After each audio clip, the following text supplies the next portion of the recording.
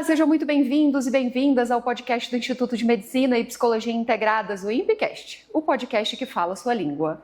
Eu sou Michele Rocha e hoje nós vamos falar sobre o transtorno do déficit de atenção e hiperatividade em mulheres. Nós estamos no mês das mulheres, então nós estamos trazendo temas muito importantes voltados para o universo feminino. Mas nada impede que você, que é pai, esposo, professor, amigo, primo, tio e etc., fiquem com a gente para participar dessa conversa, porque quanto mais vocês entendem desse universo, mais vocês nos ajudam, mais vocês nos apoiam, mais vocês têm um pouco mais de paciência para com a gente, ok? Então, eu tô aqui hoje para falar sobre esse assunto com a doutora Sara Sami, ela que é psicóloga, que é neuropsicóloga, é psicomotricista, é neuropsicopedagoga. Doutora, muito obrigada por estar aqui com a gente hoje para falar sobre um assunto tão importante e tão cheio de mitos também, né? Tão cheio de dúvidas sobre esse critério diagnóstico. Sim. Doutora, muito obrigada por participar. Eu que agradeço pela confiança, espero responder todas as perguntas. Doutora, começando, o que é o transtorno do déficit de atenção e hiperatividade? O TDAH, né, é um transtorno realmente da dificuldade na atenção. Pode-se ter uma hiperatividade e uma impulsividade, ou pode ter os dois combinados, né? Tanto a desatenção, quanto a hiperatividade, quanto a impulsividade. Atrapalha muito a parte cognitiva, emocional, social e até do humor. Olha, então pode ter desatenção com hiperatividade e impulsividade ou não? Ou só desatenção? Isso. Ou só hiperatividade? Exatamente. E existe diferenças no critério diagnóstico de crianças, adolescentes e adultos? Com certeza. Em crianças a gente percebe mais uma agitação, uma dificuldade na aprendizagem, na alfabetização, mas se a criança for muito inteligente também, essas dificuldades na primeira infância também não é muito vista, né? Porque a criança ela acaba superando ali pelo QI as dificuldades acadêmicas, mas é uma criança mais desatenta, mais desligada. Se ela tiver hiperatividade e impulsividade, se for menino, essa impulsividade, hiperatividade e agressividade aparece muito mais. Nas meninas já não aparece tanto, mas aquela menina mais desatenta, mais desorganizada, que procrastina, que começa uma coisa e não termina. Quando a gente vai crescendo, amadurecendo, a própria sociedade e a dinâmica da vida do adolescente e do adulto muda. Então, o TDAH aparece de forma diferente também. Então, na vida adulta, por exemplo, já é diferente. Você vai ter a faculdade, ou trabalho, ou filhos, marido, enfim. Então, essa desorganização passa por esses outros ambientes, né? E agora você é o protagonista da sua vida. Então, você não consegue terceirizar para o pai, para a mãe, para o professor, quando você é criança. Você que vai ter que dar conta da sua vida adulta. E quando a criança não é diagnosticada e não é tratada corretamente até a fase adulta, essa criança TDAH cresce um adulto TDAH. E sem recursos, sem estratégias e muitas vezes com o cérebro, com a parte elétrica ainda imatura e desorganizada, porque esse tratamento não fez essas correções a nível celular mesmo, né? Então, esse adulto TDAH, ele vai ter muita dificuldade na fase adulta e tarefas executivas que a gente acha que são normais para uma pessoa fazer, tranquilas e fáceis, corriqueiras, para o adulto que tem TDAH e nunca foi tratado, é muito difícil, é penoso, dá muito trabalho, gera ansiedade, gera baixa autoestima, gera muita cobrança interna da própria família ao redor. Então, essa pessoa pode desenvolver estresse, depressão. Então, por isso que é diferente. Doutora, você me descreveu. Você está falando aí, eu estou falando, gente, eu me encaixo em tudo isso aí que a doutora está falando. Doutora, existe diferença entre o critério diagnóstico para homens e mulheres? Ou é o mesmo critério, só muda a forma de representação, não sei, de apresentação? Os critérios são os mesmos, mas como você falou, a forma de apresentação que é diferente. Na infância, hoje nas pesquisas mais atualizadas, a gente consegue ver de 3-1 no diagnóstico de homens, de 3 homens para uma mulher. Então tem essa discrepância aí, inclusive, do diagnóstico. Por quê? O homem, ele vai ter mais agressividade, vai ser mais impulsivo, vai ser mais... vai se colocar mais em risco. Então, na escola, ali no ambiente... Isso falando de crianças, né? Vai dar mais trabalho para os professores, para os pais. Então, acaba que a escola, o próprio pai fica... Gente, esse menino tem alguma coisa que não é possível. Toda hora eu estou recebendo reclamação. É aquela criança que incomoda, que realmente é difícil de lidar. Então, essa criança acaba tendo mais encaminhamentos do médico, da própria família, da escola, para o diagnóstico.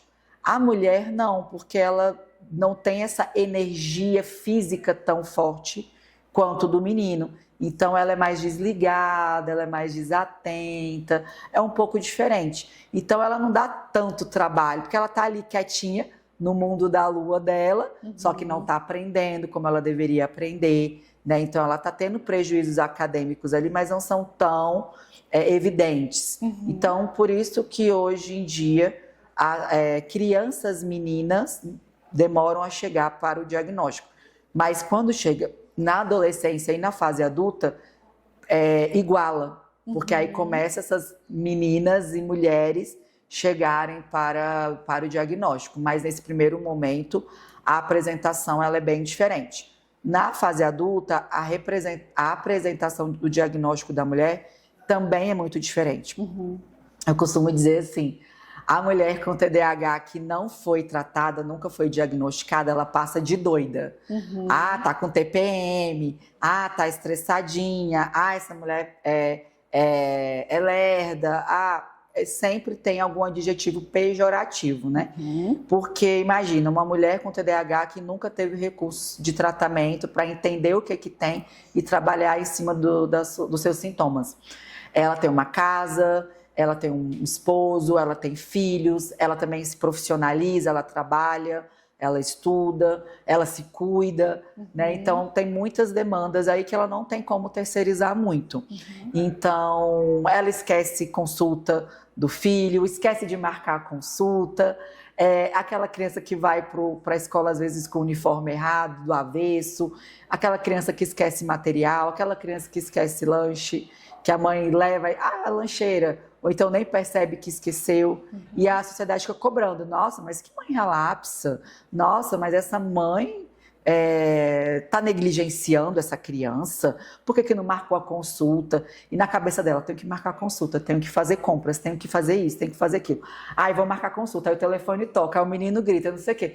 Aí ela, meu Deus, a consulta, isso já passou uma semana. Aí marca a consulta, aí esquece a consulta. Então, assim, geralmente mulheres com TDAH que têm uma família, é um ambiente um pouco caótico. Então, quando você vê uma mãe que chega no consultório e relata um ambiente caótico e fala sobre os seus desgastes, sobre estresse, sobre depressão e está tomando realmente muitas medicações, eu penso, será que não é um TDAH por trás disso tudo e que nunca foi tratado e que nunca foi visto e a sociedade está cobrando ela está se cobrando, ela se baixa autoestima, se acha pior do que os outros, eu não consigo, eu faço de tudo, mas eu não consigo me organizar, minha cabeça é um caos, eu penso 1000 coisas ao mesmo tempo, eu faço 1000 coisas ao mesmo tempo, não consigo terminar nada. Isso me parece muito mais um quadro de TDAH, muitas vezes, do que uma depressão, do que uma ansiedade. Então, eu sempre, quando o paciente vem, vamos fazer uma avaliação neuropsicológica para a gente entender melhor essa emoção. Quem sabe isso não é só uma comorbidade, talvez, de um TDAH que nunca foi tratado. Porque há um relato muito grande desse déficit do funcionamento executivo desse indivíduo. E aí me gera uma pulga atrás da orelha, né? E geralmente fecha o diagnóstico de TDAH. E aí isso é uma luz pra gente. Porque, assim, depois eu vejo essa paciente tratada, é outra pessoa. Mais organizada, mais atenta, controlando melhor os pensamentos, usando estratégias, recursos para lidar com a desorganização, com esses déficits, né, do funcionamento executivo. A própria regulação emocional está muito interligada, porque a regulação emocional, você precisa de muito recurso cognitivo para você ter uma regulação emocional. Pensa, se há uma demanda, o TDAH, ele não tem muito filtro, ele tem baixo controle inibitório. Então, vem e vai. Pensamento vem e vai. Então, aquela pessoa dita, tá estressadinha, tá de TPM, ai, doida. Sim. Só que o que acontece? A pessoa ela já está num nível de desgaste mental imenso, extremo. Então, ela não tem mais reserva para lidar com as emoções, muitas vezes. E ela já não tem um controle inibitório executivo ali para ter um gerenciamento dessa emoção. Então, a emoção vem e vai. Então, ela já grita, já não sei o que, e aí depois ela pensa, poxa, eu não deveria ter agido assim, porque eu falei uma coisa, eu gritei, eu não fui ouvida, a pessoa não ouviu o que eu queria dizer, a mensagem que eu queria passar, ela só viu que eu gritei. Né? Ainda passei essa imagem. Mas na hora, para a gente ter uma regulação emocional, a gente precisa. A pessoa está falando, você está. O que ele está dizendo? Deixa eu organizar aqui essa fala. O que eu estou sentindo com isso? Eu estou sentindo isso. Deixa eu organizar a minha resposta. O TDAH não tem essa organização. O sentimento vem, a mensagem vem e paf, ele já solta aquela informação direta, né? Então, quando a gente vai tratar mulheres com TDAH, a gente vai trabalhar a regulação emocional.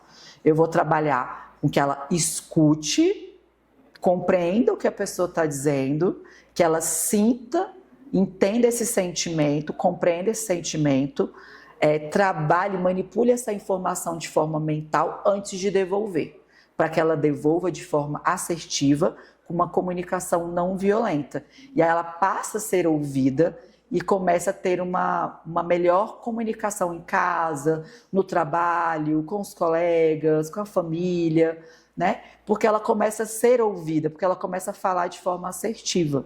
Então, o TDAH em mulheres adultas, eu trabalho muito essa questão da autorregulação emocional e que ela acolha também o diagnóstico dela, né? Doutora, você falando aí, eu já estou pensando em diversas coisas que né, a gente vai... Onde é que a gente vai se encaixando nisso, né? Então, assim, o homem é muito mais... Ele externaliza de uma forma muito mais física, vamos dizer assim. E nós, mulheres, internalizamos isso. Então, é o pensamento acelerado, ao invés da gente ficar muito agitada, né? Aquela agitação motora, é o pensamento. Exato. Que está ali naquela dinâmica, que não para, que não respira, mas que em algum momento vai dar ruim. Exatamente. Por isso a importância do tratamento. Exatamente. E socialmente é mais aceito o homem ser estressado, o homem ser nervoso, o homem esquecer, né? O homem terceirizar. Agora, para a mulher, não. É uma cobrança muito acirrada do próprio indivíduo, da sociedade, da família. Querendo ou não, a mulher é cobrada, ela tem que ser a mãe perfeita, ela tem que se cuidar. Nossa, você viu? Ela não pintou o cabelo, não fez a unha. A pessoa está vivendo caos, mas tem que dar conta de todas as dinâmicas, de todas as áreas da vida. Então, assim, se ela tem TDAH, ela já tem um problema no funcionamento executivo cerebral. Como que ela vai se organizar se ela não tem nem as ferramentas para isso, né? Uma cobrança muito injusta e por isso que vem as doenças mentais oportunistas, né? Que são advindas do próprio transtorno de déficit de atenção, muitos transtornos até de personalidade. O TDAH, ele evolui. Isso é uma coisa que eu sempre falo com meus pacientes. Às vezes, quando vem pais fazer uma avaliação e descobre o diagnóstico, às vezes eles entram em negação. Não, meu filho não tem isso, que não sei o quê, não. Falo, ok, o diagnóstico apontou isso, não foque no diagnóstico em si, no estigma, talvez, do diagnóstico, mas observe as dificuldades dessa criança, porque a criança cresce e o TDAH, o transtorno, evolui junto com a criança. Então, muitas vezes, um TDAH evolui para uma ansiedade, para uma depressão ali na adolescência, e na fase adulta pode até desenvolver um transtorno de personalidade, Porque o transtorno de personalidade é uma desregulação emocional que nunca foi muito tratada e ficou na personalidade, né? Saiu ali só do transtorno de humor e foi para a personalidade. Então, um borderline, um bipolar pode ter evoluído para esse transtorno a partir de um TDAH lá na infância que não foi visto, né? Não foi tratado corretamente. A gente pode até dar burnout também? Burnout, com certeza. Tem muitos, inclusive, porque você não dá conta. A energia mental do TDAH ela é enorme e é uma energia descontrolada. É o que eu digo, gente, o TDAH são pessoas que têm muito potencial, muito. Eu nunca vi assim, um TDAH que não tem muito potencial, todos têm. A questão é canalizar essa energia para o local certo. Então, eu tenho essa energia mental toda, é como se eu tivesse um cano que vai daqui até aqui e essa energia tem que passar do ponto A para o ponto B. O TDAH é um cano furado, a energia está passando toda descontrolada. Então, a pessoa não consegue finalizar as coisas, não consegue terminar as coisas, porque é muita demanda, é muita coisa. E o TDAH tem uma coisa terrível, ele não consegue dizer não. Então, ele está sempre com muita demanda. E como é uma pessoa que não consegue se organizar, ele não consegue falar assim, ok, eu vou fazer, mas eu tenho um prazo. Eu estou com essa demanda na frente, essa demanda aqui, essa demanda aqui. A sua demanda eu consigo entregar na data tal, ok? Ele não consegue se organizar para falar isso, porque ele quer agradar todo mundo, ele quer fazer tudo, e aí ele fica extremamente sobrecarregado. Aí vem o quê? O burnout, que essa energia está desregulada. E ele não tem estratégias nem comportamentais para lidar com os outros, né? Uhum. Doutora, tem espaço na sua agenda? Vamos arrumar uma vaguinha. Porque é exatamente isso. A gente quer fazer tudo ao mesmo tempo, porque a gente tem essa habilidade, né? Sim. A gente adquiriu a habilidade. Por exemplo, eu fiz 2 faculdades, agora já estou na 3ª faculdade. Antes dessa 3ª, eu já tinha iniciado outras, parei no meio, e a minha mãe falava assim, mas você nunca termina o que você começa. E eu me sentia como uma incapacidade, gente, não é possível, né? Nossa, eu não dou... Aí a autoestima vai lá para baixo. Exatamente. Realmente eu não termino aquilo que eu iniciei. Nossa, começa um curso, para no meio. Faz eu não sei o quê, para no meio. Gente, é muito eu. Sim. E é isso, TDAH adulto, né? Por que aparece diferente? Porque a criança não tem tanta demanda da vida. Porque os pais, os professores aqui cuidam dessas demandas maiores. Uhum. Ele tem que estudar, né? Ele tem que respeitar o coleguinha, respeitar a autoridade. Não são tantas demandas, por isso a apresentação é diferente. Mas é a mesma coisa. Só que você dá uma birra, você fica desorganizado, só que como adulto, Uhum. né? Mas é a mesma coisa. Muitas vezes o adulto, o TDAH, eu vejo a mulher, porque eu falei isso, não. É uma birra, mas é porque ela tinha birra na infância e não foi tratado, foi só menina birrenta, menina estressada, menina não sei o quê. Aí ela cresceu uma adulta assim, só que agora tá de TPM, tá doida, porque não é mais criança, mas muitas vezes o comportamento se cristaliza. Esse é o grande problema do tratamento, não acontecer na infância, na adolescência, não acontecer cedo, porque muitas coisas vão estar cristalizadas na fase adulta. Então a gente vai ter que voltar na infância para desmistificar muitos comportamentos que foram aprendidos por anos lá atrás, ensinados inclusive errado. Adaptados, e você vai ter que, não, esquece tudo isso, vamos refazer toda essa rede neuronal, esse caminho, refazer esse caminho, porque esse caminho não tá bom. Eu vou ter que recapear? Não. Eu tenho que tirar o asfalto inteiro e fazer a estradinha do pensamento, do comportamento todo de novo, porque a pessoa não criou estratégias, foi adaptando ali de forma errada e a vida vira um caos muitas vezes. Sim. Quantos prejuízos, né? Quantos prejuízos. E quanto que essa pessoa poderia, às vezes até uma pessoa de sucesso, mas ela poderia ter muito mais sucesso ainda. Porque às vezes eu escuto, não, mas eu tive sucesso, sou concursada, tenho minha família. Eu falei, sim, mas como é que é o seu trabalho? Como que é a sua... Como é o seu guarda-roupas? Como é o seu guarda-roupa? Como é a sua casa? Como é a sua família? Como são suas relações? Um caos. Então, ela poderia ter ido muito além, né? Então, assim, é importante o tratamento começar cedo, né? Eu acho que é um recado que eu deixo para os pais aí que estão recebendo o diagnóstico, principalmente de menina, porque fala, mas ela é tão boazinha, mas ela é tão... É. Gente, não importa, ela tá sofrendo internamente, igual você falou.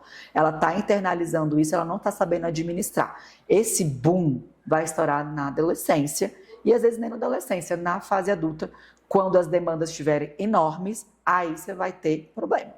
Sim. E muitas vezes essa questão, vai começar uma faculdade, não vai terminar, porque o TDAH, gente, ele tem múltiplos interesses. O TDAH gosta de muita coisa, ele se identifica com muita coisa. E isso é terrível, porque é muito mais fácil você falar, eu gosto de psicologia. Ótimo, você vai focar só nisso. Agora, eu gosto de psicologia, eu gosto de dar aula, eu gosto de marketing, eu gosto de não sei o quê, eu gosto de psicomotricidade, eu gosto de pedagogia, eu gosto de atender, mas eu gosto de dar diagnóstico também. A pessoa gosta de muita coisa, ela estuda muita coisa, ela inicia muita coisa e é muito difícil terminar as coisas, porque é muita demanda. Então, essa questão de múltiplos interesses pode ser incrível, mas pode ser terrível para a pessoa. Eu já vi pessoas com potencial cognitivo incrível, QI altíssimo, às vezes até altas habilidades com TDAH, que é a dupla excepcionalidade. E são pessoas que não saem do lugar, às vezes não trabalham, já fez quantas faculdades, mas não consegue exercer, começa um trabalho, consegue passar na entrevista de emprego, que são pessoas, né, que mostram aquele perfil incrível, mas não consegue finalizar as coisas do trabalho, acaba saindo, tem que ir para outro. Então são pessoas estacionadas na vida, que não conseguem ir além, porque é tanta energia que ela não sabe o que fazer com aquilo ali. Sim. Gente, eu tô super me identificando. É quase uma consulta, uma consultoria. E como o TDAH é tratado, doutora? Nossa, tem muitos tratamentos. Tem os tratamentos padrão ouro, né? Mas o TDAH, ele precisa ser multidisciplinar. Não tem como você trabalhar TDAH na psicoterapia tradicional. Impossível. Ai, mas eu atendo, eu faço assim. Gente, as pesquisas recentes mostram que precisa de um tratamento multidisciplinar e terapias associadas. Então, quando eu trabalho, eu tenho um protocolo próprio, né, que eu desenvolvi ao longo da minha carreira, porque é uma área que eu me identifico muito por eu ser TDAH. Então, como eu tenho diagnóstico de TDAH e eu fiz tratamento por 20 anos, então eu descobri meu TDAH relativamente cedo, né, não foi tão cedo também, mas eu faço tratamento de TDAH há 20 anos. Então, quando eu descobri meu TDAH, tudo fez sentido. Então, quando você está dizendo aí que está se identificando, quando eu descobri meu TDAH, foi a mesma coisa. Gente, então é isso. Eu não sou burra. Eu não sou a pior do que todo mundo. Na verdade, eu tenho muito potencial, mas eu não estou sabendo usar. Então, agora eu vou aprender. Então, eu fiz todas as terapias que você pensar. Então, já estava na faculdade quando eu descobri. E, assim, estava entrando, mais ou menos. Eu estava ali no início, 18 anos, 19. Então, foi relativamente cedo para a minha realidade da minha época, né? Que não tinha muito essa questão de avaliação neuropsicológica. Então, eu achei formidável quando eu descobri, porque foi uma luz na minha vida. E eu passei por todas as terapias. Desde então, foi uma missão para mim trabalhar com TDAH, porque eu queria oferecer para as pessoas o que eu tive. Eu queria, como mudou a minha vida completamente o tratamento, eu falava, cara, isso é incrível, eu preciso passar isso para outras pessoas, porque eu via colegas minhas com as mesmas coisas, eu falava, amiga, talvez você tenha TDAH. Ela, não, meu psicólogo disse que não tem nada a ver, que eu sou ansiosa. Eu falei, então tá, né? Assim, gente, eu preciso capacitar pessoas, eu vou fazer também um curso para eu dar aula sobre isso, porque eu quero que outros psicólogos entendam melhor sobre isso, porque eu quero dar luz sobre esse assunto.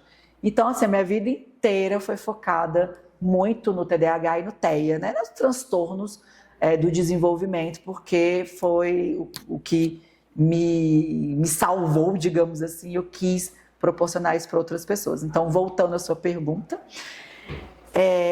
o tratamento de TDAH ele precisa ser multidisciplinar, faz total diferença.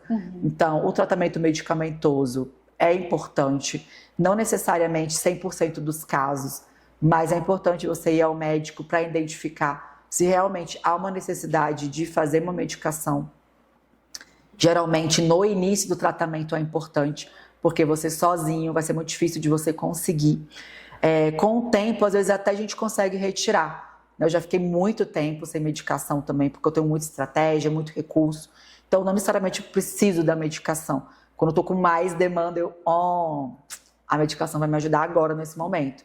mas hoje não é essencial para mim.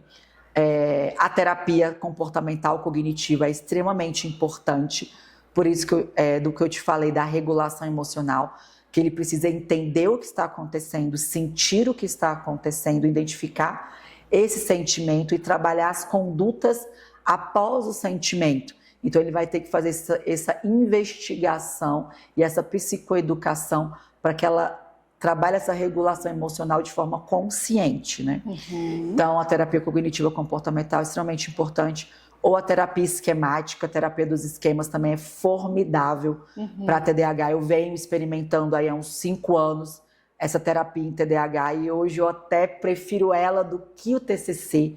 Então eu sou especialista nas duas, eu mesclo um pouquinho as duas nos meus protocolos de atendimento para TDAH. Mas a terapia do esquema, cara, tá sendo até um pouco superior, tá incrível. Porque é objetivo, é prático. O TDAH eu não posso ficar elucubrando demais. Tem que ser assim, não, peraí, você me disse isso aqui, né? Isso aqui é isso, isso, isso. Você percebe? Que esquema que é esse? Aí a paciente, é o esquema tal. Eu falei, e para trabalhar o esquema tal, você tem que fazer o que mesmo? Tal, tal, tal. E por que você não fez? Porque tal, tal, tal. Então, o que você vai fazer agora? Tal, tal, tal. Então, assim, é objetivo. Porque o TDAH, ele foge do foco. Então, eu não posso fazer uma terapia muito ampla, muito aberta, tem que ser muito dirigida, objetiva, direcionada. Então, a terapia esquemática para esses pacientes super indico. O biofeedback, o neurofeedback, a estimulação magnética transcraniana, a estimulação elétrica, terapia virtual, essas terapias que eu vou fazer mudanças de mind setting também, de uma forma mais elétrica, eu acho incrível, porque às vezes a área motora está muito ativada, então a pessoa não consegue parar, porque tem uma ativação elétrica no cérebro, não vai conseguir. Ela está corrigindo a química, mas a elétrica está descontrolada. Então eu vou lá com o neurofeedback, aonde é que está com muita energia e aonde está com pouca energia. Deixa eu reestruturar, deixa eu regerenciar essa parte elétrica. Então geralmente eu faço essa tríade, medicação, essas terapias e a parte tecnológica para fazer um regerenciamento nesse cérebro. Então, eu tenho alguns protocolos que depende do paciente, eu vou adequando. Doutora, você falando aí, né? Super engraçado, porque, né? A pessoa está se reconhecendo. E aí, eu cheguei para minha terapeuta e falei assim, olha, não adianta vir com coisa muito abstrata, porque essas reflexões muito amplas vai parar no primeiro A. Então, avalie no final da frase. E aí ela falou assim, nossa, mas não, você precisa refletir. Eu falei, não, eu não preciso refletir, porque eu vou voar. Né? Porque a gente inicia um pensamento, vai atrás do outro, daqui a pouco eu já estou pensando na escola do filho, daqui a pouco eu já estou pensando... Enfim, em diversas coisas. E aí essa terapia muito aberta, menos diretiva, pode prejudicar um pouco, né? Enquanto essa cabeça ainda e os sentimentos ainda não estão muito organizados. Exatamente. Então a gente tem que ter muito cuidado com o tratamento. Sempre busque tratamento com especialistas em TDAH, porque ele vai te direcionar para o TDAH. Porque às vezes ele vai querer trabalhar ansiedade, depressão, estresse. Mas o que está gerando isso? Não é o TDAH? Exato. Geralmente é. Então você tem que trabalhar o transtorno de origem e tratando o transtorno de origem, os outros transtornos vão se amenizando. Senão você vai ficar enxugando gelo, não sai do lugar. Né? Aqui a gente tem o grupo Vencendo o TDAH para adultos e que a estratégia é muito parecida com a do infantil. E aí você vê claramente que aquela pessoa não foi tratada na infância. Doutora, e como o TDAH é tratado? O tratamento de TDAH ele precisa ser multidisciplinar. Ele precisa passar por vários profissionais. Antigamente dizia, não, é só fazer terapia. A gente já sabe hoje em dia que só terapia não funciona. A gente precisa de outros recursos, tratamentos padrão ouro. Então precisa muitas vezes da medicação, não necessariamente 100% dos casos. Precisa passar pelo médico para investigar se vai precisar tratar ou não e qual a medicação. Principalmente no início do tratamento é importante medicar, porque sozinho a pessoa não vai conseguir. É muito difícil, porque tem uma questão química, né, acontecendo ali, e a química muitas vezes vai ser soberana ali aos comportamentos, enfim, ao desejo do paciente, né, do indivíduo. Então, a medicação é importante. Mas eu gosto sempre de dizer, não, gente, sempre vai ter que medicar? Não necessariamente. A gente tem que avaliar caso a caso. A psicoterapia é importante? Sim, mas tem que ser com uma pessoa que sabe tratar TDAH. E tem que ser na abordagem correta. Tem que ser uma abordagem diretiva, ou um TCC, ou terapia do esquema, porque essas outras terapias, elas são muito abrangentes, Fazem a gente refletir fazem demais. muita reflexão, são terapias que não são diretivas, direcionadas. Então, o paciente é que tem que ter um insight. Imagina, o TDAH não tratado tem insight sozinho. Ele vai voar na terapia, vai pensar 50 mil coisas menos na pergunta de reflexão que a terapeuta sugeriu. E aí, quando ela voltar, e aí, o que você acha? Ele não vai ter concluído nada. Então, verdadeiramente, né? Ele pode até falar qualquer coisa ali, mas verdadeiramente ele vai ter muita dificuldade. Então, ele precisa trabalhar essa regulação emocional, entender o que ele pensa, como aquilo que ele pensa faz ele se sentir, que sentimento é esse, nomear esse sentimento, trabalhar a resposta que ele vai dar para o outro em relação a isso, se essa resposta vai ser frutífera ou não, ele entender que nem toda batalha vai ter que ser vivida, né? Ele vai ter coisa que vai ser frutífero, ele vai ter que deixar, né? Porque o TDAH ele vai querer resolver tudo, vai querer discutir tudo, vai querer... E não é assim, porque o gasto de energia que você tem é muito alto para fazer tudo isso. Então tem que ser uma terapia muito objetiva, né? Então, geralmente, esses tipos de terapia, o paciente traz uma demanda, eu mostro para ele, você percebeu que isso que você me trouxe parece tal coisa que a gente já trabalhou? Realmente parece. Que esquema mental é esse? Que gatilho é esse que a gente já trabalhou? A gente faz toda uma psicoeducação para que ele compreenda, dê nome aos bois, né? Aos sentimentos, aos gatilhos, enfim, às âncoras. É tal coisa, é meu esquema de... É meu esquema negativista, ou então é meu esquema de padrões rígidos. Então você percebe que é esse esquema. O que esse esquema te faz sentir? Tal coisa. Como é que você reagiu a ele? Aí a pessoa já começa, reagir assim. Você acha que foi a maneira correta? A mais adequada? Você acha que o outro compreendeu, absorveu o que você quis passar? Não. Qual é a forma melhor para você fazer isso? A gente faz vários exercícios no consultório para que ele aprenda a melhor forma, a forma correta. Então, a gente faz toda uma reorganização desse mindset desse paciente. Então, é como se fosse um caminho. Eu vou recapear esse caminho, tampar os buracos? Não. Eu vou ter que arrancar esse caminho inteiro e refazer um novo caminho, mais assertivo, menos agressivo, mais consciente, menos impulsivo. Isso é uma longa estrada e precisa de um terapeuta muito consciente disso, porque senão vai fazer o paciente se perder na sessão. Sim. A outra, a trilogia que eu chamo dos protocolos que eu desenvolvo para TDAH, é a questão da tecnologia. Então, eu faço biofeedback, neurofeedback, estimulação elétrica, estimulação magnética, às vezes até óculos virtual, dependendo do caso. Essas terapêuticas, elas vão trabalhar no cérebro, no órgão em si, na parte elétrica do cérebro.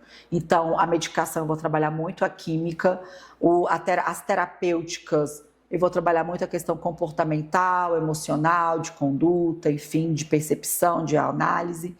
E essas terapêuticas de terceira onda, mais tecnológicas, eu vou trabalhar a parte elétrica e trabalhar o momento presente, para que o paciente fique no momento presente.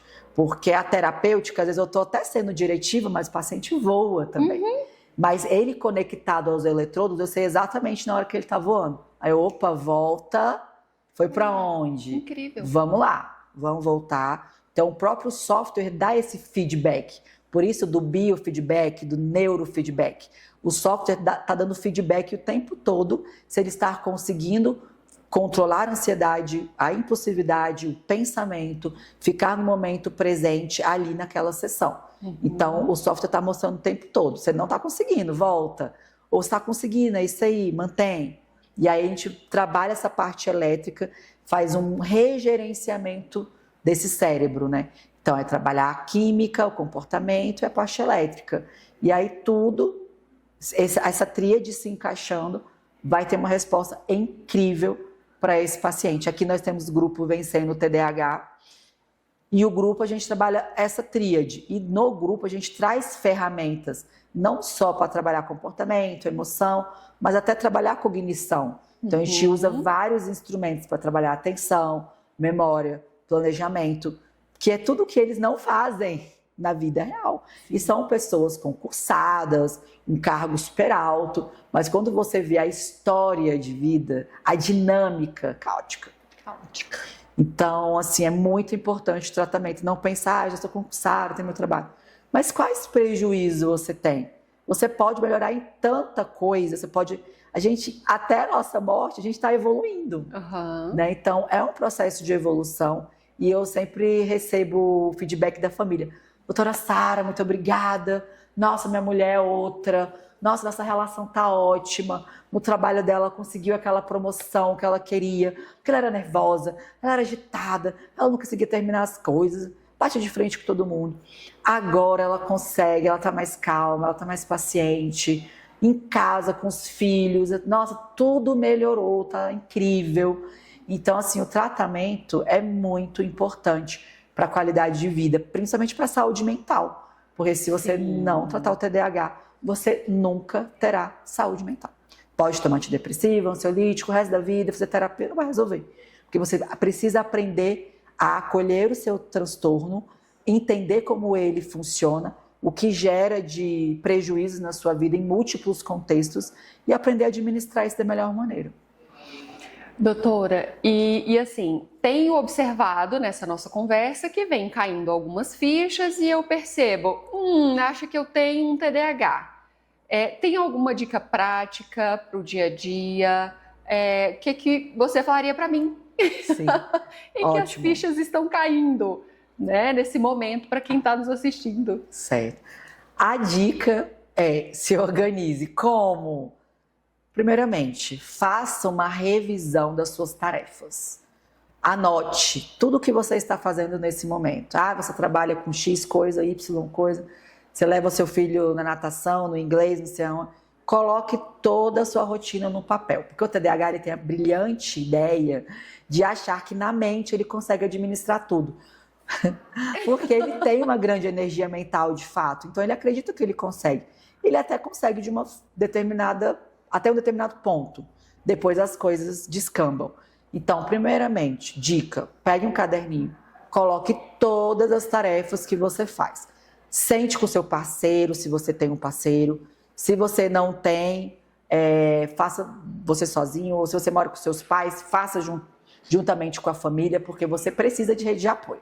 Porque o TDAH, ele acha que ele não precisa, que ele dá conta de tudo. Pare com isso, isso é mito.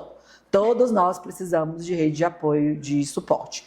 Então faça isso se você tem alguém na sua vida, mãe, pai, até um amigo muito próximo, um colega de trabalho, um chefe, não sei.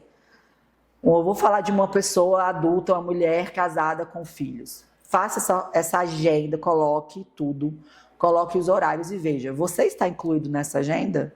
O seu horário de estudo, o seu horário de trabalho. Pergunta de vestibular, hein, doutora? Não é? Quando ela falou, veja se você está incluída nesse dia a dia, e eu...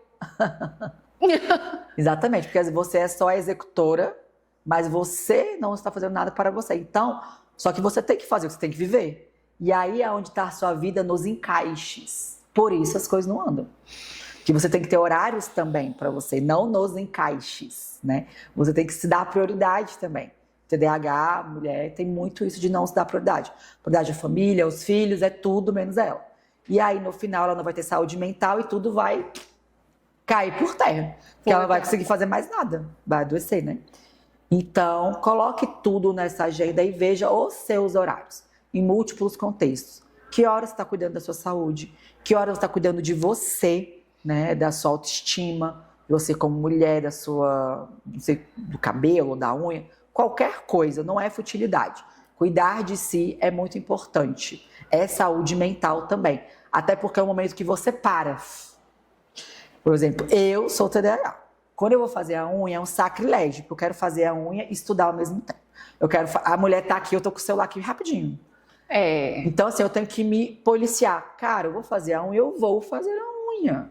Eu vou ficar lá conversando amenidades, ou ficando sem fazer nada. Doutora, a gente às vezes até se sente culpada. Sim, a culpa é um dos sentimentos mais frequentes. Aí eu poderia estar fazendo tal coisa, eu poderia... Não, você está fazendo o que você tem que estar fazendo, que é isso.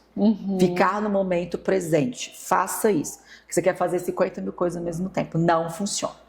Então eu vou, faço, fico me controlando para não pegar o celular, fico me controlando em tudo. Antigamente eu não conseguia, eu ganhei um spar dos pés, foi gente, pensa numa tortura. Foi fazer esse spar dos pés. E tinha que ficar lá parado. Eu relaxei, fiquei estressada. Porque a pessoa não consegue ficar no momento presente. Porque a cabeça dela podia estar fazendo isso, podia estar fazendo aquilo. Então, coloque tarefas. Eu fui fazer o spa dos pés com meu filho do lado. Aí eu fiz.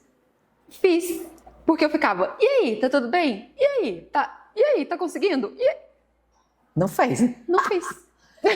Então a gente tem que se programar para aquele dia. Tá, hoje eu vou fazer uma massagem, eu vou desligar o meu celular, vou me desligar e vou ficar ali. Hoje eu vou fazer unha, eu vou fazer unha. É isso, né? E isso treina seu cérebro para as outras coisas. Ai, mas futilidade, não. Isso vai treinar para o seu trabalho, vai treinar para o seu momento de lazer de qualidade. Você vai fazer aquilo, você vai ter que parar para fazer aquilo, pronto, acabou.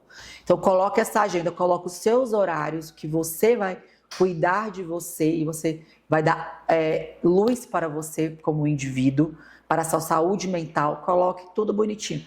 Ai, mas aí esse horário aqui tem o horário do inglês, meu filho.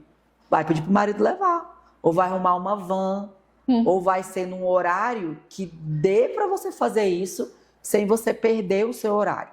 Então, por isso a rede de apoio, porque você vai ter que colocar outras pessoas para ajudar nesse leva, nesse traz. Será que é importante fazer todas as atividades do filho? Natação, inglês, não sei o quê? Porque às vezes a agenda da criança está muito cheia, você é um motorista e você não vai ter agenda para você e você vai adoecer. Então tudo tem que colocar na balança. Quando eu escolho alguma coisa, eu deixo outra. Tudo que eu escolho X, eu deixo Y. Olha aí, mensagem para o nosso marketing que está aqui. Vamos pensar, né, marketing, como é que funciona isso também, terceirizar. Exatamente. Então é isso, é para a vida. É dizer não. Ah, pai, agora eu quero, ô mãe, agora eu quero fazer tal coisa, tal horário. Filho, agora papai ou mamãe não pode, porque o meu horário tá assim. Deixa eu te mostrar a minha agenda. É muito importante compartilhar com as pessoas nossa agenda, para não parecer que é má vontade. Olha a agenda como é que tá. Os únicos horários que eu tenho são esses. Às vezes nem tem. Tá vendo? Agora a gente não pode. Ou você vai ter que escolher alguma coisa em detrimento de outra. Você quer fazer isso, mas vai ter que sair de alguma coisa dessas daqui que você está fazendo. Dá para sair? É isso que você quer? Então, assim, a família também tem que estar junto nessa, né? Tem que ser a rede de apoio. No trabalho também, às vezes eu tenho muita demanda, às vezes eu sento com a minha equipe. Gente, parou tudo, vamos lá. Olha a minha agenda como é que tá. Vocês querem que eu faça isso? Vocês acham que eu consigo fazer? Doutora, não. Então, quem vai me ajudar com essas tarefas aqui? Vamos lá. Entre vocês, quem é que vai fazer? Aí uma, tá bom, eu posso fazer essa parte. A outra, eu posso fazer essa parte. Pronto. Então, a gente vai dinamizar essas tarefas, que eu não vou ficar sobrecarregada, nem vocês, nem ninguém, as coisas vão sair no prazo. Mas aqui, do jeito que tá, eu não consigo. Não é porque eu não quero. Doutora, mas o projeto tal vai ter que esperar para maio. Porque eu tenho 3 coisas para finalizar, eu não consigo colocar isso agora. Então, eu vou ter que esperar. Dá uma dor no coração? Dá, porque eu amo tudo, eu quero fazer tudo, eu acho que vou perder o time das coisas. Eu não vou perder, eu vou perder se eu começar a fazer um monte de coisa e terminar nada. Sim. Então, que é um problema do TDAH. Ele é impulsivo. Ele tem essa dificuldade de receber, sentir, administrar, ver o que é factível ou não e mostrar para o outro de forma assertiva. Vamos ver juntos se isso é viável? Vamos ver as datas, vamos ver os prazos.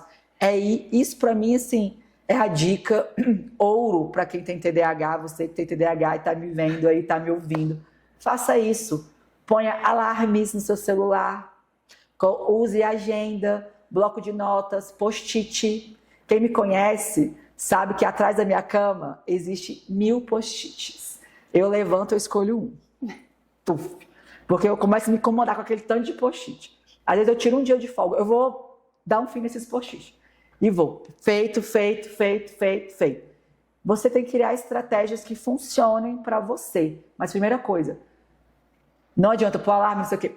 Olhe a sua agenda. Às vezes tem coisa demais. Não vai adiantar terapia, grupo, biofeedback, medicação, se a sua agenda está incompatível com o ser humano. Sim.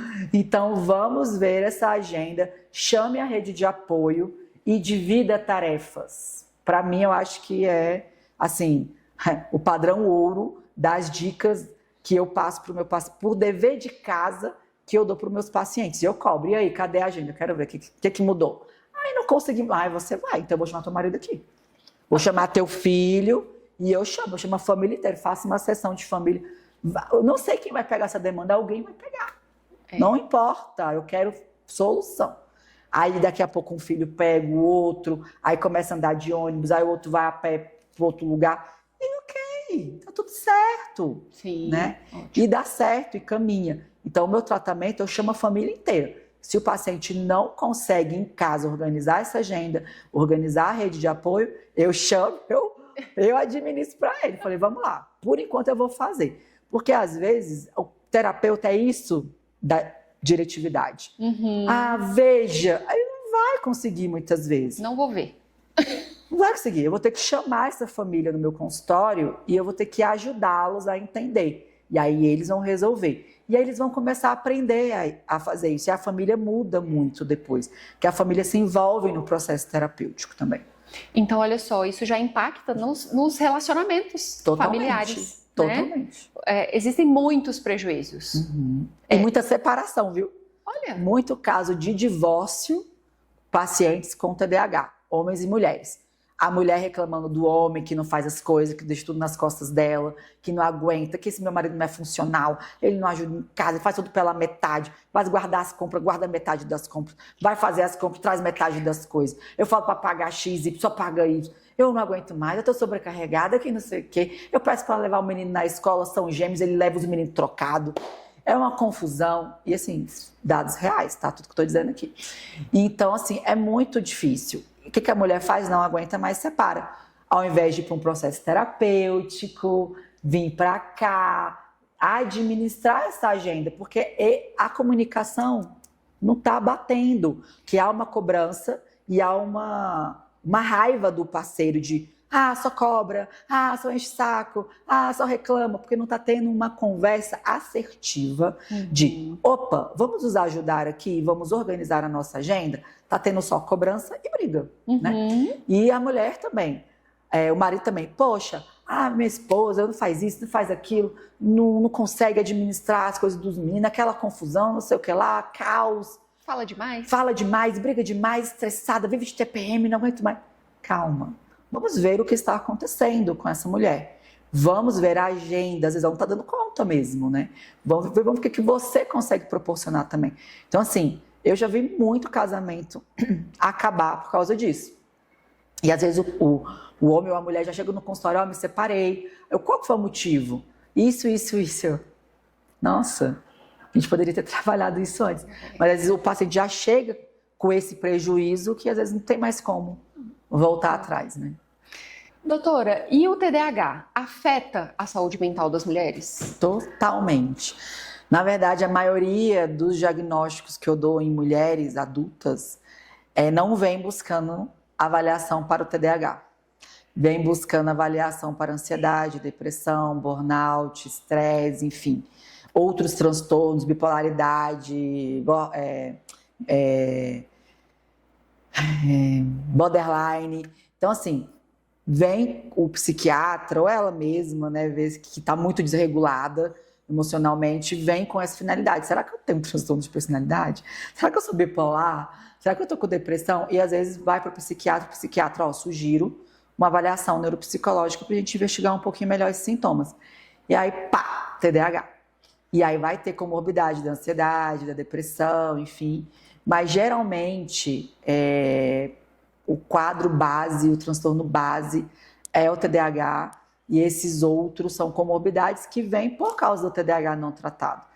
Todas essas dificuldades que a gente relatou aqui, né, nesse podcast hoje, sobre essa questão da desorganização, de muita coisa para fazer, de sobrecarga, de não dar conta, de não conseguir finalizar as coisas, de se sentir culpada e cai a autoestima, muita cobrança externa, interna.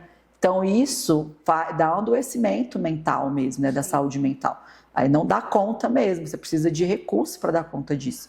Então há muito comprometimento e infelizmente é um assunto pouco falado, porque o TDAH em mulheres é estigmatizado ainda, né? Porque a mulher parece que tem que dar conta de tudo, a super-heroína incrível.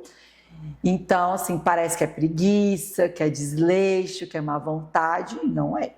E isso precisa ser muito bem observado, trabalhado.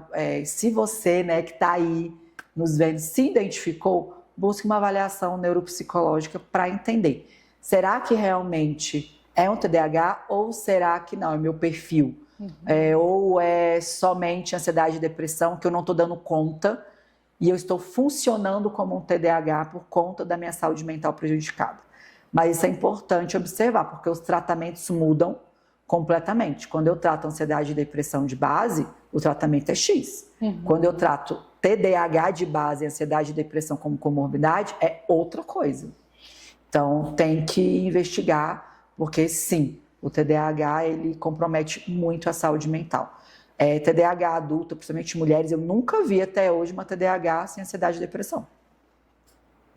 Isso é muito comum, né, doutora? Muito comum, porque traz essa bagagem desde lá da infância até agora. A pessoa já está sem reserva nenhuma, ela está o caos emocional, né? Então, realmente é muito difícil você encontrar um adulto TDAH que não foi tratado na infância e adolescência, que não tem transtorno de humor ou não tem uma saúde emocional abalada. Ótimo. Doutora, então avaliação neuropsicológica, psicólogos especializados em TDAH, de repente psiquiatras, enfim, existem outras especialidades que a gente pode procurar também? Psicomotricista, muitas vezes para o TDAH adulto é muito bom. O próprio terapeuta ocupacional, muitas vezes, para adultos também faz sentido, dependendo do tipo de TDAH, dos déficits, né, encontrados, dos prejuízos, tratamentos para trabalhar a parte elétrica do cérebro, que é o biofeedback, o neurofeedback, estimulação elétrica, estimulação magnética, mas tudo isso vai ser revelado na avaliação neuropsicológica, onde eu vou conseguir fazer melhor esse encaminhamento, muito mais assertivo. Ótimo. E lembrando, né, doutora, que o diagnóstico não é para rotular ou não é para baixar ainda mais, né, caso a autoestima esteja baixa. É norteador para tratamento, é norteador para autoconhecimento. Isso, a avaliação neuropsicológica é um mapa para quem vai tratar esse paciente, apenas isso. O diagnóstico não importa muito, é só um nome, mas os déficits e as potencialidades e as dificuldades é que importam para mim. Porque as potências também são importantes, que é daí que eu vou tirar energia para trabalhar os déficits. Eu não trabalho déficit em cima de déficit. Eu pego uma potência e trabalho déficit a partir de uma potência. Então, a avaliação neuropsicológica é fundamental. Doutora, muito obrigada por esse bate-papo. Muito obrigada por trazer tanto conhecimento de forma tão eficiente e eficaz, né? De forma tão clara, porque olha o benefício que esse podcast está trazendo pra gente, né? Que conteúdo incrível que você trouxe aqui agora pra gente. Muito obrigada. Gente, existem outros podcasts no nosso canal. Assistam, cliquem, compartilhem, curtam, se inscrevam no canal. Lembrando que o nosso podcast sempre vai ao ar todas as quartas-feiras, às 19 horas. E neste mês, né, da mulher, a gente tem um conteúdo assim, recheado de informações, porque é o podcast que fala a sua língua. Então, de uma linguagem clara, objetiva, prática, para que você consiga aplicar todo esse conteúdo na vida de vocês. E na nossa vida, né? Porque eu me incluo nela. Muito obrigada por nos acompanhar até aqui e até o próximo. Até lá! Tchau.